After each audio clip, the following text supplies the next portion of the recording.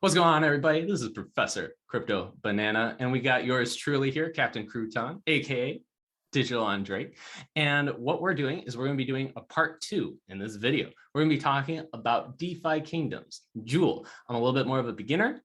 Drake, I think you definitely know just a little bit more, just a tiny bit. Okay, I'm joking around. He definitely knows his stuff. I'm very excited to get into this, ask a lot of questions, and we'll just figure this out as we go. So, hey, first off, everything in this video, not financial advice. And Drake, welcome back. Word up. What up, dogs? Hit me. Go for it. Hit a player up. All right, so let's share the screen. Let's go over here. I'm going to try to make sure that you got a good view over here. So, all right, so let's just start us off. Jewel, let's take a look at the price. Always a great place to start. Despite Bitcoin doing some, droppage, let me change this to a good time interval here.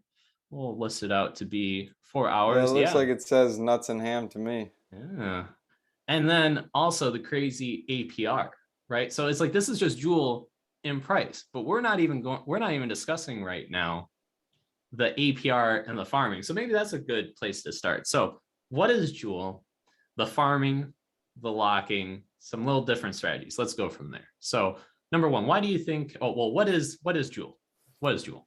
So Jewel is going to be your power token for DeFi Kingdoms. So like in order to summon, in order to basically do anything in the game that it involves like even leveling up, you have to use Jewel. So this is even buying heroes as well. So it's like your in-game currency. You have two in-game currencies. You also have gold.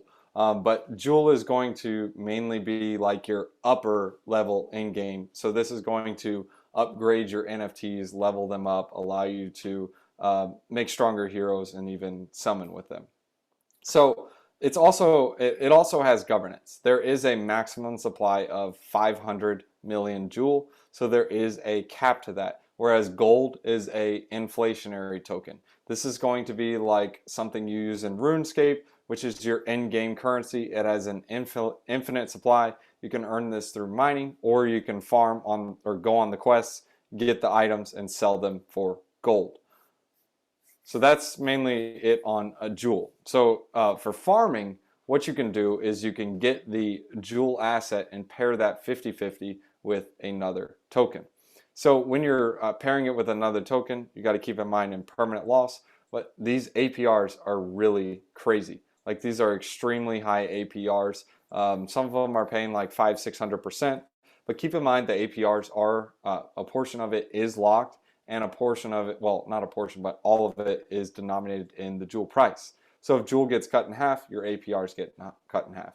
However, the opposite is true as well. And also keep in mind that with the Jewel token itself, you have to factor in if it goes down, people withdraw from the pool, so it's not exactly 50-50. And also people deposit more into the pool, so that dilutes your rewards. And I'm just pulling it up, DeFi Kingdoms right here.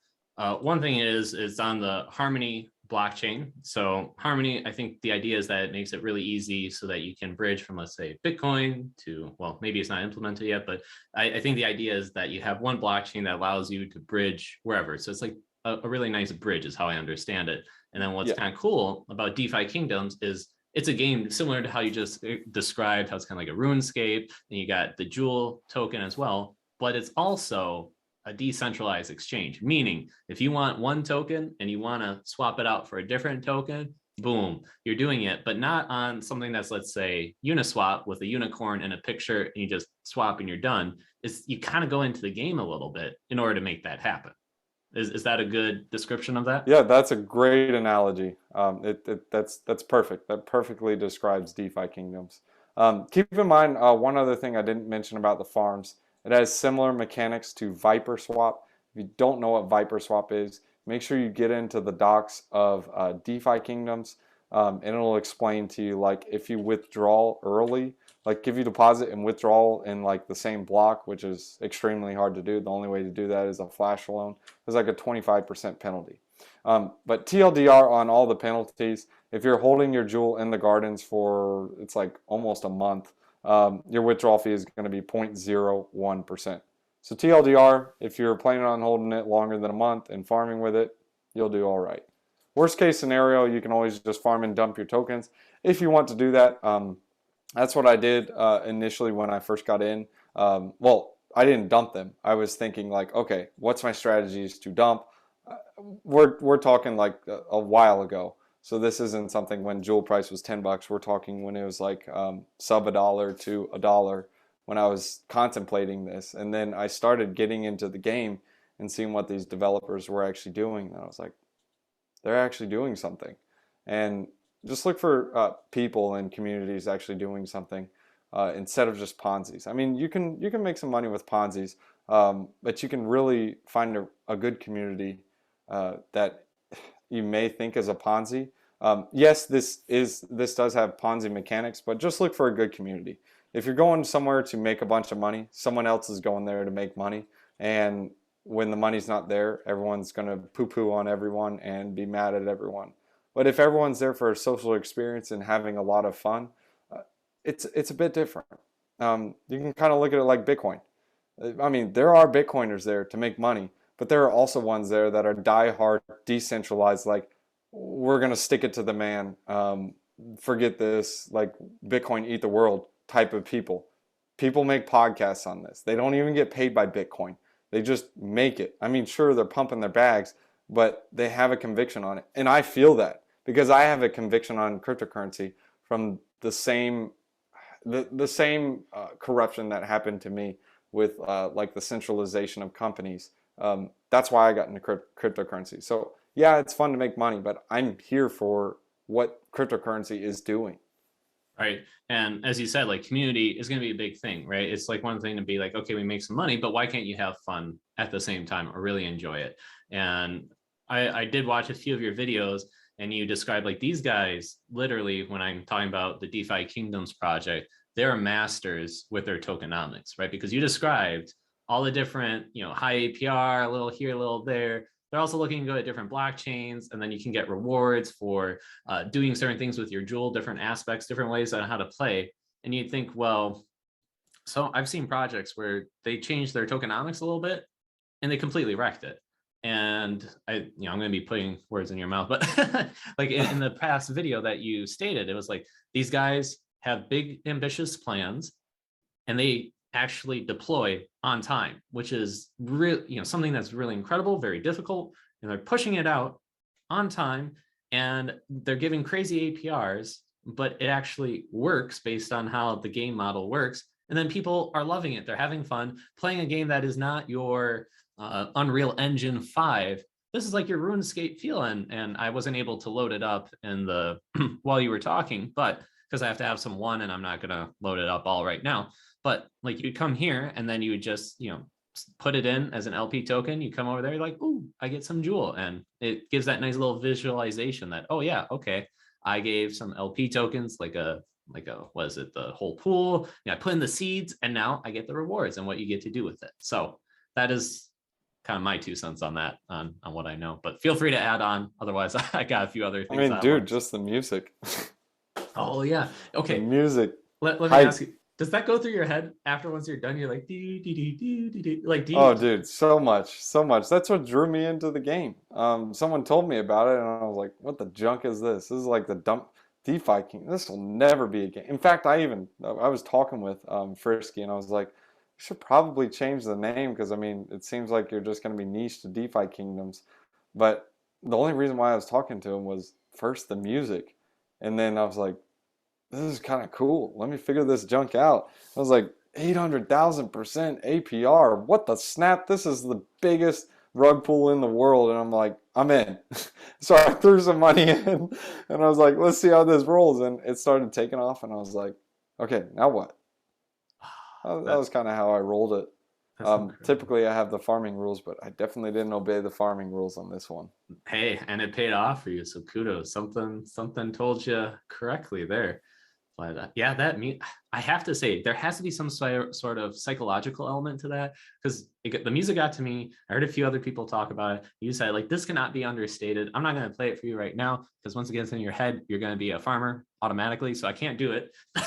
You got to do that on your own, not financial advice. But I definitely, I'll farm. And sometimes I purposely have to turn off the music, not because it's bad, but it's just so good. I'll be playing in my head for a few more hours. I'm like, I do not need to be thinking about, DeFi Kingdoms and my Jewel right now when I got a few other tasks I need to do. But it's smart. It gets in your head.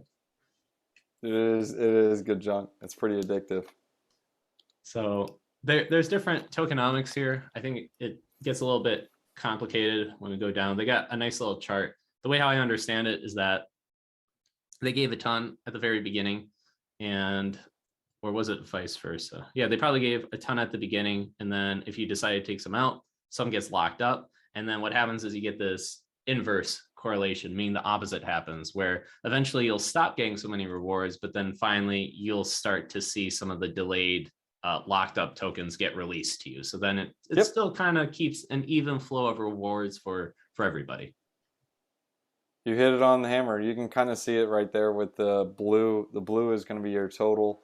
The red is your locked, so you can see that's constantly going down, and the unlocked is constantly going up. Especially now that we have the miners in place, that should be going up more. But notice on the chart, a lot of people are like, is it too late? Is it too early? Look, January 1st, 2022 is the very first bar right there. So most of, this is not financial advice, but we're already at the massive inflationary impulse that already took place, which was 300,000 Joule. Remember, the total market cap is 300 million. The total market cap is 500 million. Well, the total amount of Joule, which is going to be hit in 2023 on July 1st. So basically a year and a half from now. So basically the amount of time it took for 1 year is going to take 1.5 years for 66% of that. Not even the same amount. So essentially you're saying supply, the amount that is getting out on the market, the fresh supply is kind of going down, essentially. Correct. Correct. Yes, there is some that is getting unlocked, but still keep in mind there are a lot more people getting into the game as well, which are buying that unlocked Joule. Remember, you have to look at these games like a Ponzi, and then you'll understand how it works. So then a lot of people will take a look and say, well, I like to play the lower market cap, right? Because I want those major gains. And granted, could get great APR, but then they take a look and say, well, it's ranked number 100. So they're a little bit skeptical as to how much higher it can go. What would be your response to somebody that's thinking that? Because, I thought about that too. I'm like, it's ranked number 100. Maybe it goes up to like 80, 60. Okay, kind of, yeah, but is there a better play that I can do? What would be your response to that? So my thesis on this game is I see it flipping Axe Infinity. I made a video explaining it. So I don't even know what the actual market cap is. I think it's like 4 or 5 billion or something. But how you can play in this DeFi Kingdom is literally just spend 1 hour, maybe 2 hours, learning how these heroes work, and you'll actually be ahead of 99% of all the other people. If you figure out how these RuneScape games work and how these different protocols work, you have an upper hand against major VCs. Now, major VCs are not going to spend the time to know, like, you put a pirate and a monk together to make a ninja. No one like, they don't look into that junk. They just know, oh, Joule number go up. Okay, I buy Joule. Great. So that is like, everyone knows about that. But if you learn how the game works, you can actually make a lot of money with heroes. What if I told you that some of the floor prices on these pirates and monks, like the Gen 1s, you can get them for like 60 Joule. Now, say for example you summon a ninja. Now, it's not as easy as you think it is to summon it, but if you summon a good fishing ninja, that's going to summon you, or cost bare minimum, a good fishing ninja with 5 out of 5 summons, rare plus, you could probably get like 399 Joule or 350 Joule out of it. So you literally took an initial investment of, let's say, 60 Joule for a pirate, 60 Joule for a monk, and then the summoning fee of 32. Let's just be even and call it 100. You literally 4x'd your money. Or let's just be safe and 3x. Now, if you get a ninja with a summoner, you rent that summoner, you're now going to take the ninja you just summoned, summon that with a summoner, and let's just say it costs you 100 Joule, which it doesn't cost that much. It costs less. And you summon a sage. Now, that sage is going to be worth, if you're keeping it with the 3 out of 3 summons, it's going to be worth at least 600 or 700 Joule. if it has the gardening profession. So hang on, you still have your ninja, which is, it's not worth 350 anymore because you wasted a summon, but it's still worth at least 250, 300. You have your sage, which is now worth 700. So you just made 1,000 jewel off of an initial investment of 100 jewel because you have the pirate, the monk, and you can go ahead and sell those to get your money back if you wanted to. And now you just have a ninja and a sage. And then if you really wanted to put the cahutos together, or cojones, whatever you want to call it, you go with the sage and the dragoon, and you summon that Dreadknight. Oh boy, you sit in minimum 3k jewel for a common. Hang on. And let's just well, actually, maybe it's like 2,500 for a common. But how much is 25 jewel? Oh, that's going to give you like 50 G's? Is that? 50 grand. Yeah, 50 G's. Come on. So 100 jewel, which is what you started with. Well, let's just be on the safe side because costs and summoning fees and stuff. So let's just call it 300 jewel minus your initial investment. This is if you hit it every single time, which is really hard to do. But 300 jewel of an initial investment, which is, what is that? 6 grand? No. Yeah, that's 6 grand. Yeah, that's 6 grand. And then you turn that into 2,500 or 3,000 jewel, which is 60 grand or 50 grand right there. Well, I'm gonna stop you right there because I want to like rewind this quick because I'm super pumped to talk about all the heroes and the summoning and the cost. But somebody who's like brand new to Jewel, looking at it, all of a sudden we're jumping in and be like, oh man, like these are the heroes, these are costs, this is the Jewel, this is they may get a little bit lost in the sauce. So I like your point saying that. See, right here we're discussing different tactics, different rewards that can happen. But there's more tactics to it. Exactly, like what the heroes can do in the RuneScape, but essentially the way how I see it is that venture capitalists won't come in, as you said, they won't put in the time to necessarily learn all these things. And if there's the tokenomics and the way how to play this game where you can profit, this is where it could be worth the while. Again, not financial advice. And these heroes, what they can do is it maybe be a little bit steep to get in. So perhaps from an economic standpoint, maybe better to farm to get in there because we can discuss that more. What you think is the best route for somebody that's kind of got like a smaller bag but still wants to climb up to a hero, and what about if you got like a medium bag? But essentially you can get the heroes, they go on quests, they get different items. Think of RuneScape. You mentioned that before. It was like it's like a RuneScape game, but the tokenomics, it's fun. A lot of people in the demographics, maybe I don't know, maybe for 25 to 35-year-old men, and we used to play RuneScape as a kid, we have that nostalgia. We know how it goes. Maybe the new kids with Unreal Engine 5, they don't know that much about it. They're like, I don't know. But overall, people who played these old school games, they're going to love it. They're going to see what's in it. And you can take these heroes and put on a quest, and then you get these items and they do different things. Probably you can combine it, certain rarity, and then if you're like one of the first ones, you get there and you get like certain heroes, and then if you combine them, then they climb up in stages. They probably do different things. That's why I want to find out, because I don't know the difference between a ninja and a pirate and a sage. And then from what you were saying, it seems like that Dreadknight is where it is at, is the dream team right here. The Dreadknight's where it's at, baby. So okay, let's start with the Dreadknight. Let's just imagine that we're all almost at this stage. What is so good about this Dreadknight? I want to know. So the Dreadknight, I mean, I don't have a Dreadknight, so I couldn't really tell you like how it gets questing items or what it gets. I assume if you scroll up some, okay, you can see a chart that kind of says like, hey, right there. So you see how it says mining, paladin, gardening, sage. You can scroll down a little bit so other people can see all of them. But you see how the paladin is one more up.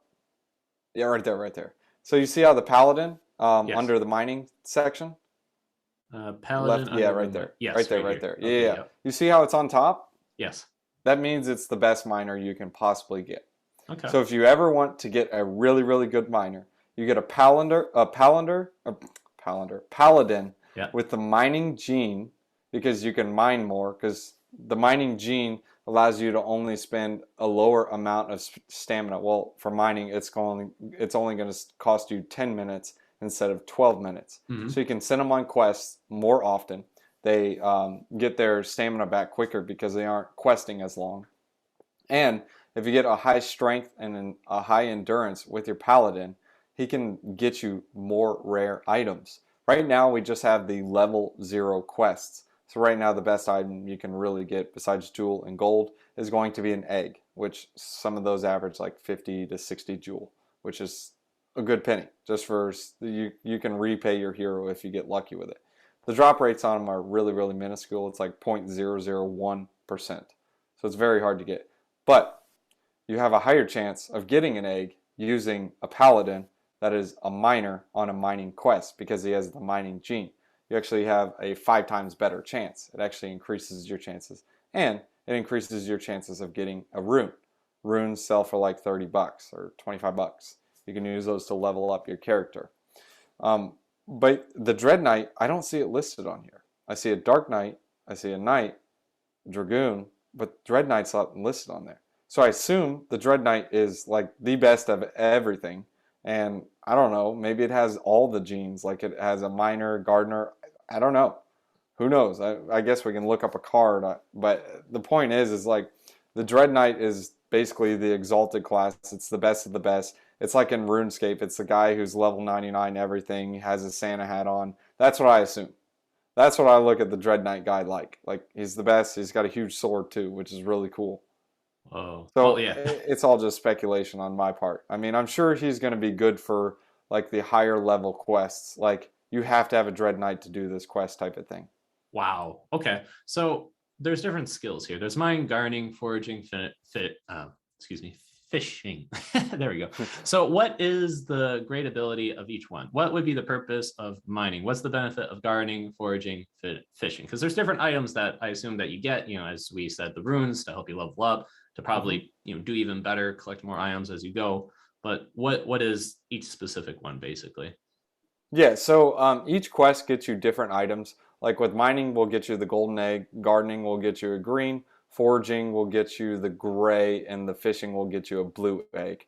These are just different pets. We don't know about the pets enough. We don't know what they'll be doing. Maybe they'll boost your guys' stats. Maybe they'll help on quests. I don't know. It's really all just speculation.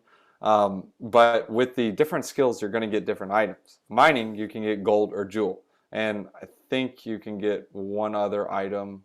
I think I've gotten some other items. And then you can also get runes. All of these quests allow you to get runes, which level up your guy. With gardening, you just get like different roots and all kinds of junk, like not roots, but more like apples and just different things. Foraging is where you get your like roots, your rocks, and all kinds of stuff. Fishing is where you get your fish and whatever. This is the stuff you're going to use for the potions. These potions can be used similar in like RuneScape, but with this one, it's going to be like stamina potion. So you can go on a quest, use a stamina potion, and go on that quest again because it restores your stamina. Or say, for example, you get a max boost potion, or I don't know, a strength boost potion. I don't know. It's just different potions that they have. You use these quest items to make those potions. So that covers like the items itself. Then you have the runes, which are for leveling up, and then you have the eggs, which are just like, hey, I got a pet type of thing. Gotcha. Okay. That's interesting. And then also, I know that Jewel DeFi Kingdoms is going to be going over to different blockchains, right? Because it's right now on Harmony, but then there's discussion about how it's going to Avalanche and with crystals. So I know there's Genesis Zero Heroes on Harmony, and that is like the ultra what you need to do because they essentially kind of farm out the heroes probably for a price. But then how do you see that happening on the crystal side? Is there like competition? Does it complement each other? What are your thoughts on No, that? I think they complement. I think they complement. So I look at Rune. You can look at it like RuneScape, where you had Lumbridge, Varrock, Falador. You can kind of look at not Crystal Vale, Serendale, like Lumbridge, and then your Crystal Vale is probably going to be like Varrock. You have your own Gen Zero heroes. They are talking about bridging heroes, and potentially there may be a risk if you bridge your hero over to the next one. It could potentially burn it, or it could be on like higher level quests where it'll be burning a hero. I don't know, but they are doing things to maintain the circulation and supply of the heroes. That way it's not like anything crazy, but I think it's going to complement it because they mentioned you can get items over in Crystal Vale that you can't get in Serendale. So if you want to make like certain potions, you're going to need that stuff over there. Same thing with heroes. They're adding additional gene pools. So it's going to change up the gene summoning. So they're going to have their little old thing over there. I don't know, maybe if you bridge like whatever random other hero it is, what one's not on there? Let's call it a lumberjack or something. I don't know. A lumberjack and well, I guess that wouldn't be a person. I don't know, just some random a hippie. A hippie with what's another one? A hippie and a hobo? Yeah. A hippie and a hobo. That makes we got the a most hobo. sense. They just blend together. That was. I mean, you know, you I got was a about to say hippie that too. over, yeah, you got a hippie over in Sarandale and a hobo in Crystal Vale, and Yeah. maybe you bridge them together and it makes a hippie hobo. I don't know. That makes sense. But I mean, just like mixing up the gene pool, I just think it's going to be complementary. I think it'll be really good. And maybe they even have their own exalted class over there, and now you can mix your Dreadknights together and make, I don't know, what's Mew? Pikachu? No, not Pikachu, but Mewtwo? I don't know. Oh, yeah. Well, it kind of ties into, I mean, you said that probably in part one. I'm not sure here in part two, that you trust kind of like the people, the developers. So even if this is very overwhelming, you're looking at it saying like, I don't know about the, you know, do I want to put all the time researching the jewel? I'm kind of like lost in the sauce here. Essentially what you're saying is like, even if they're going over to Avalanche, if you believe in the project and the team, it's going to work out. That's pretty, you know, hopefully, you know, it'll work out. If they have past success, whatever they're doing, probably going to be cool. Now, you may not know exactly at the beginning, but then you follow along, you're like, oh, this is actually really cool how you can go to a different land to get a different item. Like, oh, like Pokemon Blue and Pokemon Red. There you go. That's a great example, right? Because then you'd have to bring out that cable and link it up to get that one Pokemon Yep. that you couldn't get. Maybe that's kind of like the same thing. And maybe they're saying somebody yanks that cord on you in mid-swap when you're trying to go. Bruh. No, I'm just kidding. No, I'm just, but you know, come with that burn. But so let's talk about then the summoning. So the summoning is actually something that really confused me because, you know, you got like a certain amount that you can have on your heroes. Like, let's say you got Gen 1, you got a certain amount of times that you can breed a new hero and you got to get a second one. You can kind of like rent one out probably, and you got to pay a cost to it. But then Gen 0 has an unlimited amount, but you still got to pay a lot of jewel. Can you just quickly explain that for the audience? Yep. So the reason they have the 30 jewel on the Gen Zeros is also to help with the inflation. Because if they kept it at 6 jewel, I mean, everyone who's a Gen Zero owner will just mint them into an oblivion. And so it helps control the supply a bit. But basically, if I have a Gen Zero, I need to pony up 30 jewel. And if I have another Gen Zero, or if I want to rent one, I need to pay the rent price and pay or pony up another 30 jewel. We're talking about if I've summoned with my guy over 13 times. So up front, I'm paying a minimum of 60 jewel plus the rent cost. So that's just to summon a Gen 1. Now the Gen 1s, if you remember in the example I told about a pirate and a monk costing you 32 jewel to summon with them, is because you have the Generation 1, 16, and then the other Generation 1, 16. Which is 32 jewel. Now, when I summon that, because it's a 10 out of 10 with a 10 out of 10, I now summon a baby that is either a Gen 2, 9 out of 9 summon, or I get the Gen 2 Ninja, which has 5 out of 5 summons. All the advanced classes, the maximum amount of summons you can have is 5.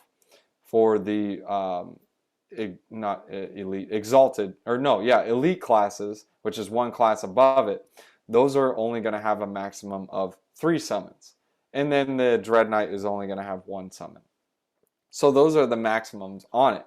Now, the same rules apply for those with the summoning jewel cost per hero, because if I have a Generation 1 with a 9 out of 9 summons or a 4 out of 4 summons, and it's a Generation 1, it doesn't matter. I'm still paying 16 jewel on my initial cost because this goes for the first hero you summon. So a lot of people actually underestimate like the complete cards with the 4 out of 4, 3 out of 3s. Keep in mind though, if you're summoning a ninja with a 4 out of 4 pirate and a 4 out of 4 monk, your ninja is only going to have 3 out of 3 summons. The reason why is because it counts down 1. And then my ninja is going to be a Gen 2 at that point because I summon with Gen 1s. And if you summon a Gen 1 with a Gen 2, that means your baby is going to be a Gen 3. It always takes the lowest number. Does So that make sense, or do you want me to repeat it? yeah, I think I get it. It's like basically Gen 0, it's, the believers or the people that put up the most money, they generate all these heroes. And Correct. it's kind of like a lottery. And the lottery in the sense that you want to keep climbing up and get to the top. But every time you do, it gets more and more difficult, hence why Correct. it's more valuable. Likewise, they also put on a little extra price to say, okay, we don't want you to like farm these out a ton. So you got to pony up even a little bit more. So it's that balance of you want to try to make it to the top the best that you can, but at the same time, are you willing to put up the price? So that's probably correct. another great balance in there as well. Yep. Gotcha. And then also keep in mind, a lot of people are like, oh, bro, I found a hero. It's super cheap. Well, make sure you understand why it's cheap. If you're stinking buying a Gen 8 or a Gen 9 with, I don't know, 4 out of 4, or no, it would probably be 2 out of 2 summons. You're going to be spending 96 jewel and then 96 jewel on the other guys. So you'd be better off summoning with a Gen 0 at that point. Keep that in mind when you're buying these heroes. The lower the generation, the better and the more rare it is. Because you can only summon so many Gen 1s so fast. Because these Gen 0s, when you summon with them, especially when you hit the max summons, you have to wait 3 days before you can summon again. So that's how they're able to hold down the supply.